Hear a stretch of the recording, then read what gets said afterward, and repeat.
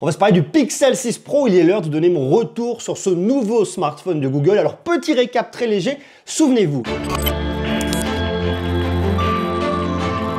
Il y a quelques jours, je vous présentais le Pixel 6 Pro, mais Google a également présenté le Pixel 6. L'idée du Pixel 6 Pro, c'est le flagship, 899 €. C'est la première fois que Google vous propose deux smartphones avec autant de choses et surtout un smartphone positionné très haut de gamme pour se mettre face à tout le monde. Alors, globalement, on se disait que Google proposait des smartphones pour mettre en avant sa technologie, sa partie software. Sauf que là, ils montent vraiment les dents côté matériel, ce qu'on appellera le hardware, avec notamment ce Pixel 6 Pro. Et ce Pixel 6 Pro, il m'intéresse parce que déjà, je le trouve assez joli. Alors, vous remarquez tout de suite, et je vous le dis directement, ce Pixel 6 Pro, il a eu un petit souci avec moi. Il est tombé. D'où l'intérêt de venir le protéger. Et justement, c'est aujourd'hui une vidéo qui est réalisée en partenariat avec Rhinoshield parce que je vous en parle souvent et je vous le dis souvent. Pensez à protéger votre smartphone, bien que vous ayez du Corning Gorilla Glass à l'arrière et à l'avant. Ici, c'est le cas. Eh bien, malgré tout, on n'est jamais à l'abri d'un petit shoot, on n'est jamais à l'abri d'un accident. Et là, il est tombé dans la voiture sur le côté hier, sans grand risque, a été dans ma poche. Comme il est très glissant, comme il est là, eh ben, il a glissé, il est tombé sur le côté pile poil. Et je m'en suis rendu compte après. Donc, pensez vraiment, mais vraiment, à venir protéger votre smartphone. C'est une vidéo qui est réalisée en partenariat avec Rhinoshield. Pensez à venir protéger ici votre smartphone. Mettez une coque à l'arrière. Je vous le dis, je vous le redis, je vous le redis. Ça évite franchement les déconvenus. Vous prenez votre coque de Rhinoshield qui est très sympa. Alors, vous avez soit une coque comme ça, un petit peu standard, soit encore, vous avez du choix chez Rhinoshield. Alors, ça, ce ne sont pas des coques pour votre Pixel 6 ou votre Pixel 6 Pro, mais en tout cas, vous pourrez avoir les mêmes designs. Donc, ça, c'est vachement bien. Dans l'univers de Dragon Ball Z, moi, celle-là, je l'adore. Je la trouve vraiment hyper canon. Vous en avez dans tous les univers, dans tous les styles, League of Legends, Rick et Morty, il y en a pour tout le monde. Et si vous souhaitez voir également votre dôme et que vous voulez quand même le protéger, eh bien, vous avez des bumpers, vous pouvez venir personnaliser la couleur des boutons, le contour, bref, c'est vachement bien. Et en plus, ils ont changé d'emballage, vous avez des emballages éco-responsables. Est-ce que ça, c'est pas hyper canon? Oui, un petit peu, bravo. Et profitez de moins 5% de remise avec le code GREUX qui est affiché juste là, en bas, en dessous. Vous cliquez sur le lien en bas dans la description, comme ça vous protégez votre smartphone dans les meilleures conditions et ça, c'est très cool. Ce smartphone, je l'aime bien. Il est très atypique, il est très particulier. On aimera ou on n'aimera pas. Ça, il n'y a pas de discussion à avoir. D'ailleurs, dites-moi vous, est-ce que vous aimez ce design ou est-ce que vous ne l'aimez pas du tout? Est-ce que vous aimez cette espèce de symétrie avec ce gros module photo au milieu? Et c'est intéressant parce que pour le coup, Google a vraiment cherché à être, comme on dit, disruptif, changer, être différent, ne pas faire comme les autres. Donc ça, j'aime beaucoup. Le seul truc que je vais commencer à lui reprocher, c'est que je trouve très grand. Mais il faut dire qu'après, on a une très jolie dalle. Je trouve que Google a super bien bossé sur cet écran. Ce qui est vraiment intéressant, c'est ces bords arrondis qui apportent de l'immersion. C'est très agréable lorsque vous allez venir naviguer, scroller sur vos différents réseaux sociaux. Tout ce que vous allez bien faire ici avec, eh ben c'est quand même vachement cool. Il y a un autre truc qui me perturbe légèrement, c'est ces boutons. On a le bouton de volume qui est juste en dessous et on a le bouton on-off qui est là. J'aurais préféré avoir le bouton de volume là et le bouton on-off. Je ne sais pas pourquoi. Est-ce que j'ai eu un smartphone comme ça et du coup ça me perturbe? C'est très probable. Pour revenir à cet écran, pour venir regarder des films, des séries, c'est vachement bien. J'adore ce côté très immersif. Ça apporte beaucoup de profondeur et j'aime beaucoup. En plus, la dalle ici, je la trouve très lumineuse. Lorsque vous allez en extérieur et qu'il fait jour, pas de souci ici. Ça reste quand même très agréable. Alors, vous mettez pas en plein soleil, en plein mois de juillet, ça le fera pas. Mais sinon, dans l'ensemble, c'est plutôt bien. On a un taux d'infrarouge qui va de 10 à 120 Hz. Alors, qu'est-ce que ça va nous apporter ça? Ça vient vraiment nous apporter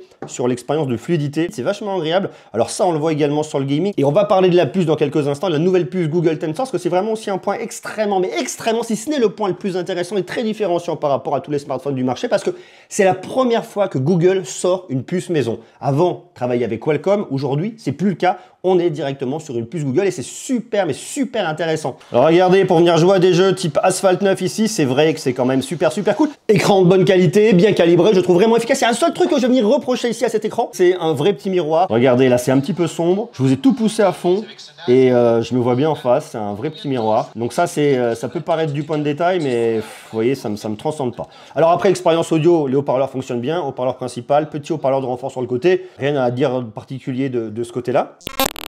Ce smartphone, maintenant, il a un point qui est assez intéressant, c'est que je le trouve vachement grand et assez mastoc. Si vous le comparez par rapport à un iPhone 13 Pro Max, on se parle juste ici d'un des plus gros smartphones qui existent, eh bien, il est un peu plus grand que l'iPhone 13 Pro Max. Ça peut paraître du point de détail comme ça, mais c'est vrai que quand on se prend un référentiel comme celui-là, et ben là quand même tout de suite ça se voit et c'est pas rien. Ce qu'on peut aussi venir reprocher, c'est que Google a fait le choix de ne proposer que dans une seule couleur. J'aurais aimé qu'on ait plein de couleurs en France. Non, on a une seule couleur. Alors après, On sait très bien, et ça j'en parle avec tous les constructeurs, lorsqu'il y a un smartphone qui sort, les gens le prennent souvent en noir, quelque chose de très neutre. Donc est-ce que Google se dit, ok, on est à 2 références, on va y aller mollo au niveau de la production en France, on verra ce qui se passera. Pour l'instant, on va le proposer en noir et qu'en noir. D'ailleurs, je sais pas si c'est un noir ou un petit gris, un petit top. Pour moi, c'est une petite couleur top. De toute façon, et je vous le dis une fois de plus, je vous le dis et je vous le redis, mettez ici une coque de protection, donc votre dos, vous le verrez pas. Et ce qui n'est pas très grave ici. Puisqu'on se parle de Google, on se parle d'expérience logicielle. Ici, on tourne sur une version d'Android 12 qui est complètement optimisé pour un Pixel 6 Pro. Vous avez Material You, vous pouvez venir rajouter des widgets, vous pouvez venir customiser vos widgets. Regardez, on peut changer les chiffres, les formes, les ci, les ça.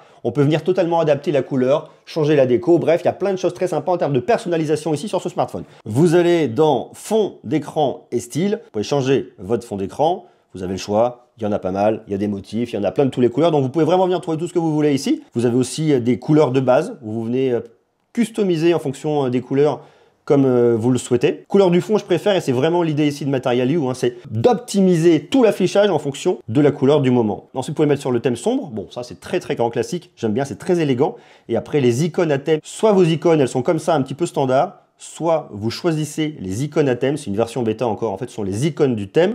Et ça donne un côté un peu plus sympa, encore plus immersif, et on est vraiment dedans. Grille d'appli aussi, ça c'est sympa. Soit vous mettez du très gros, si vous voyez pas grand chose et que vous voulez juste de l'efficace. Soit vous mettez une grille de 5 par 5. Bon là vous en mettez un paquet, globalement ça va piquer un peu les yeux. Moi un 4 par 5, ça me va très bien comme c'est positionné ici. Quelques petits points à venir connaître ici, notamment au niveau de l'écran. Vous allez avoir les différents types de couleurs. Alors ici c'est adaptatif, c'est ce que vous avez par défaut, mais vous pouvez le mettre en naturel. Si vous voulez un truc très flat, rehaussé, ça va rajouter un peu plus de saturation. Et adaptative, là, vous venez pousser à fond. C'est très pushy. L'affichage fluide, en fait, vous activez le taux de rafraîchissement qui va venir bouger entre 60 à 120 Hz. Et le 10 Hz, vous l'aurez lorsque vous serez sur le Always On Display. Et si vous mettez une protection d'écran, et notamment avec mon partenaire InnoShield, pensez à cliquer sur améliorer la sensibilité tactile. Et il y a aussi un autre coin qui est assez sympa. C'est le côté sécurité que vous allez retrouver ici. Vous allez avoir une vue d'ensemble sur la sécurité de votre compte. C'est la sécurité de votre smartphone, mais c'est également la sécurité de votre compte Google. Parce que oui, ici, on est chez Google. Et Google fait du Google. Et c'est ce qu'on va retrouver tout au long de son utilisation. Donc le déverrouillage par emprunt. Je propose ici un petit check-up de la sécurité de mon compte, quelque chose à voir, les mises à jour. Bref, j'ai tout ici sous les yeux. On a aussi une partie sur la localisation pour savoir quelle application va utiliser votre position. Alors vous pouvez soit le désactiver de façon globale,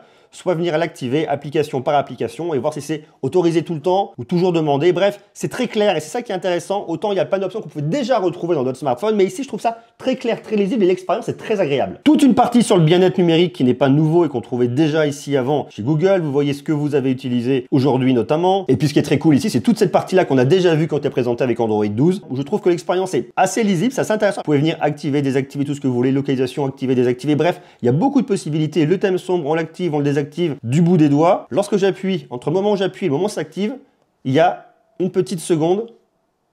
Et vraiment une petite seconde, on la voit vraiment. Là, on pourrait dire, tiens, on a la nouvelle puce Google Tensor et ça devrait aller hyper vite. Il nous annonce un smartphone qui va beaucoup plus vite que le Pixel 5. Et pourtant, lorsque j'appuie, vous voyez, j'ai ma petite seconde. Comment ça se fait? C'est ça qui est super intéressant avec cette puce Google Tensor, c'est que Google n'a pas créé une puce pour aller beaucoup plus vite et pour faire beaucoup mieux que Qualcomm. Ils ont créé une puce pour optimiser leur smartphone du point de vue de l'intelligence artificielle, du point de vue du machine learning, du point de vue de Google en fait. Google fait du Google et c'est une fois de plus l'idée globale ici dans ce smartphone. C'est la raison pour laquelle je ne vais pas trouver que c'est le smartphone le plus performant. Et il n'y a qu'à regarder les benchmarks qu'on va retrouver ici dans AnTuTu. Ici, je me retrouve avec un score total de 543 928. Autant vous dire que par rapport à tous les autres du marché, ceux qui sont vraiment dans le haut du panier, ben, il est aux fraises. Le tout premier que j'ai ici qui est en tête de liste, c'est le Nubia Red Magic 6 Pro. Et si je vais chercher mon Pixel, eh bien, il est quand même relativement bas dans la liste. Très bas dans la liste. Vous voyez, il est en 52e position. Il se trouve après un Galaxy Note 10 Plus. Je vais venir méfier ici un petit peu du test logiciel fait par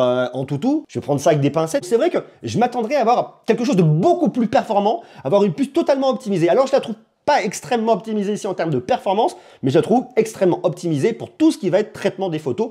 Et une fois de plus, Google va faire du Google et sait faire du Google. Je vous montre une photo. Ici, moi et Elliot. Regardez, on est là. Lorsque vous venez faire une photo, et bien souvent, il y a des gens en arrière-plan et vous avez envie de les éliminer. Alors, pas de les éliminer, mais en tout cas de les effacer de votre photo. Bien, vous pouvez le faire très facilement. Vous allez dans Modifier. OK. D'ailleurs, il vous le suggère. Je ne sais pas si vous avez vu. Effacer des personnes en arrière-plan. Je vais vous montrer comment on fait réellement. Vous allez dans Modifier. Vous allez dans, hop là, dans Outils et vous allez dans Gomme magique. Donc là, vous avez votre gomme magique. Ça vient analyser la photo, ça va vous faire une suggestion. Donc là, c'est assez simple. Il m'a mis Elliot en surbrillance là, vous voyez. Il voit en fait où il est. Et ensuite, je vais cliquer ici sur Tout effacer. ou OK. Et c'est hyper impressionnant parce qu'il n'y a plus rien. Autre point qui est très révélateur et super intéressant, j'ai fait des photos à contre-jour. Alors qu'est-ce qui se passe ici? Vous voyez normalement, lorsque vous avez le soleil derrière sur un chemin en forêt, eh bien on n'y voit globalement rien. Et bien si vous venez, regardez, vous venez zoomer sur moi, il a réussi quand même à me récupérer mon visage, on me voit, on voit bien tout ce contour, il arrive vraiment à détacher, et là on le voit regarder tout le contour autour de moi. Alors je veux bien qu'il y ait le soleil derrière qui fasse ressortir, mais on voit que c'est là qu'il a été hyper pushy d'un point de vue algorithmique. Les oreilles sont rouges, le visage ressort, et pourtant je suis complètement à contre-jour. Et c'est un petit peu ce que je vais venir reprocher ici aux photos de Google. Pourquoi? Parce que si vous voulez un smartphone automatique, intelligent, vous appuyez, il fait une photo et il vous fera le maximum, quelle que soit la configuration du lieu et de la lumière. Eh bien lui, il fera le maximum. Il le fera. Il le fera très bien. Mais on est loin d'une photo, on est loin du naturel, on est loin de la réalité. Ça n'existe pas. Si vous faites de la photo sur un contre-jour, ici je devrais être noir et uniquement noir. Donc si vous voulez vraiment jouer sur les ombres et venir travailler sur un vrai contre-jour, c'est un petit peu compliqué. Si vous voulez vraiment le faire, alors on peut le faire. Hein. Vous venez vous mettre là, vous appuyez et là vous pouvez venir moduler la luminosité, moduler également la température des couleurs, donc on peut venir rattraper un peu ici. Mais c'est vrai que dans l'idée du smartphone point and shoot, eh bien lui, il est pratique. Mais il fait des photos qui sont assez fake parce qu'il va chercher à ce que vous voyez tout. À la différence, et c'est ce que j'y reprochais souvent, et c'est très drôle en fait, à Sony avec ses Xperia 1, Xperia 5, c'est que on n'est pas dans l'idée du point and shoot, on va aller chercher dans les paramètres, ça va être un peu plus complexe. Vous avez un peu les deux extrêmes ici. D'un côté Google, avec un smartphone qui va tout gérer automatiquement, vous appuyez la photo, tout ressort. On est loin de l'univers de la photographie. Et si vous voulez être dans l'univers de la photographie, à contrario, vous prenez un Xperia 1 ou un Xperia 5, lui, vous êtes vraiment dans l'idée du photographe qui va venir chercher des choses telles qu'on le trouverait avec un appareil photo classique. Il y a des effets de flou aussi qui existent aujourd'hui. La vraie photo, c'est ça. Je suis en train de marcher et lui, comme on est dans du déplacement, il me crée une idée de mouvement. Alors je trouve ça assez rigolo, pourquoi pas. On suit une personne, on a du mouvement. Parce que c'est pas hyper évident à shooter. Ils ont un autre truc qu'ils ont créé. J'ai un cours d'eau. La vraie photo, c'est ça. C'est ma petite rivière. Et lorsque j'active ça, eh bien vous voyez, hop, on est dans une cascade avec un grand mouvement. C'est de la pose longue en fait.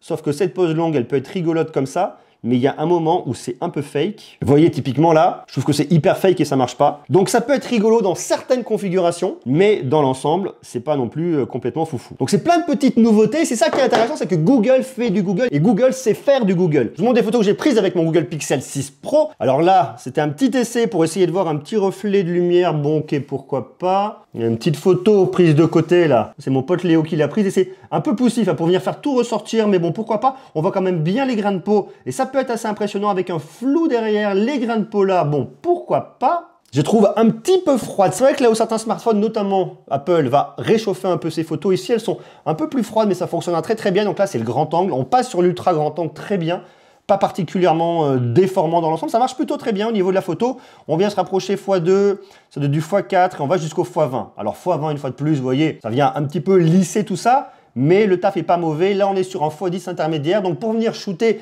avec le téléobjectif, l'ultra grand angle et grand angle, ça fonctionne bien.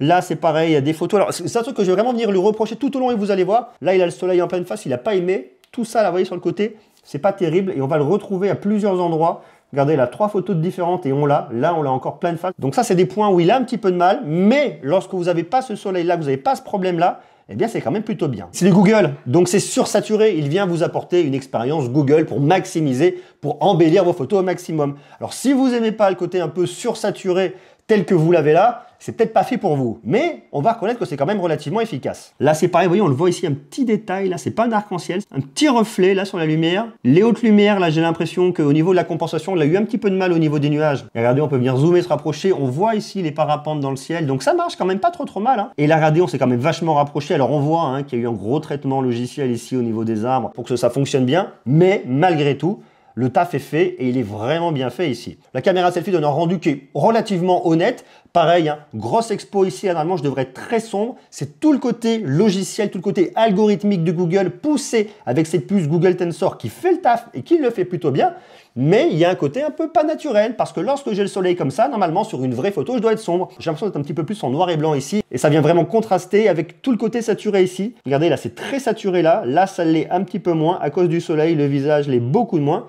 Mais malgré tout, le taf est fait. Là, on est sur le grand angle, là, on est sur l'ultra grand angle. C'est pas parfait, mais ça reste quand même bluffant. C'est du Google. Là, regardez, je suis en mouvement, hop, plus de mouvement. Je suis pas hyper fan de cet effet. Il est rigolo. Maintenant, est-ce qu'il est dingo?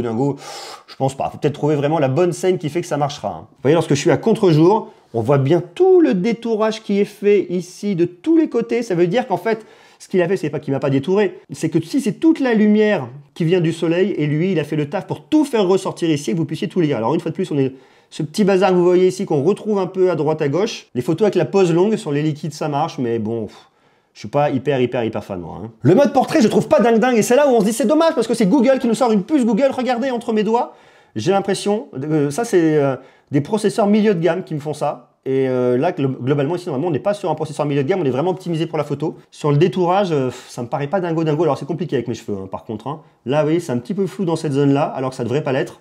C'est pas parfait, hein, très loin d'être parfait là-dessus. Hein. Donc il y a encore des choses à venir améliorer Google là-dessus. Hein. Et là, c'est des photos qu'on se fait, il n'y a pas beaucoup de lumière, c'est assez froid, c'est très bleu hein, le traitement qu'on va venir retrouver ici, vous voyez, alors qu'on est dans les mêmes conditions où il y a du soleil. Hein. Et sur la photo de nuit, c'est sensiblement la même chose. Je trouve ça assez froid. On va avoir tout ce bazar, là, il va avoir du mal à gérer les lumières. Vous allez voir, hein, globalement, on va le retrouver un peu partout. Ça, c'est sur l'ultra grand angle. Bon, je lui pardonnerai plus l'ultra grand angle la nuit. Le grand angle.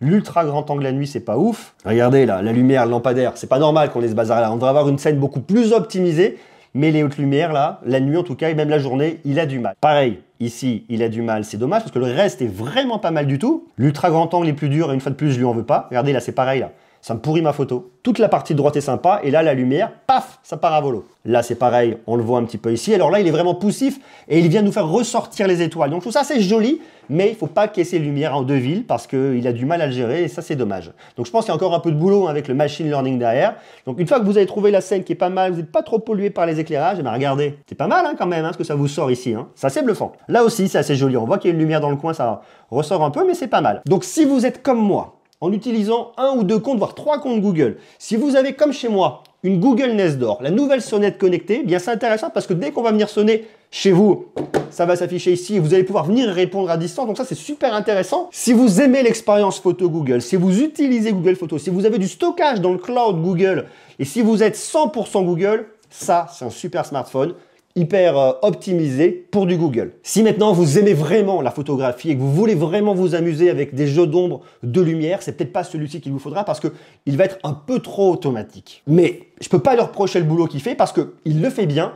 On voit toute la puissance de cette nouvelle puce Google Tensor que vous avez ici avec de l'IA, avec du machine learning. Donc si on résume, pour venir regarder des films, des séries, ça fonctionnera. Attention sur des films et des séries un petit peu sombres parce que vous allez avoir quand même pas mal de reflets et ça c'est pas dingue. Pour la productivité aussi, on a un très grand écran donc ça va être assez agréable si vous avez un Google Sheet, un Google Doc sur lequel vous voulez venir travailler facilement. Pour tout ce qui va être gaming, ça fonctionnera bien. Mais si on veut le max de performance, on voit pour l'instant en tout cas qu'il faut rester chez Qualcomm ici sur votre smartphone Android. Donc ici, ce que je vais vraiment aimer, c'est que je trouve que Google a optimisé son hardware, a cherché vraiment à le maîtriser de A à Z avec cette nouvelle puce qui va dans l'idée de Google, dans l'idée de l'intelligence artificielle, dans l'idée de vous apporter Google, ici tout Google dans votre smartphone, que vous soyez connecté en ligne ou hors ligne, parce que oui, hors ligne, il fait aussi beaucoup de choses grâce à cette puce Made in Google. Là où une puce de Qualcomm ne pouvait pas aller aussi loin pour faire du Google, eh bien eux, ils font du Google grâce à leur puce et c'est extrêmement optimisé. Donc un smartphone qui peut être super intéressant pour plein d'usages,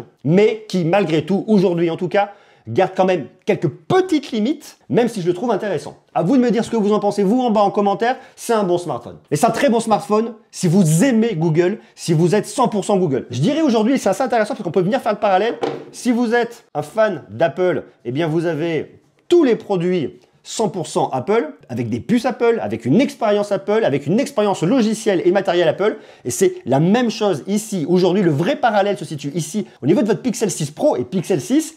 Matériel Google, puce Google, optimisation Google pour faire du Google. Donc si vous aimez Google et que vous êtes un Google addict, Pixel 6 ou Pixel 6 Pro ici. À vous de me dire ce que vous en pensez en bas en commentaire. Est-ce que vous êtes un Google addict? Est-ce que ça pourrait vous intéresser? Parce que c'est vraiment le smartphone qu'il vous faut. Si vous êtes un Google addict. Si ce n'est pas le cas, passez votre chemin. Je vous embrasse. À bientôt. Des bisous. Ciao.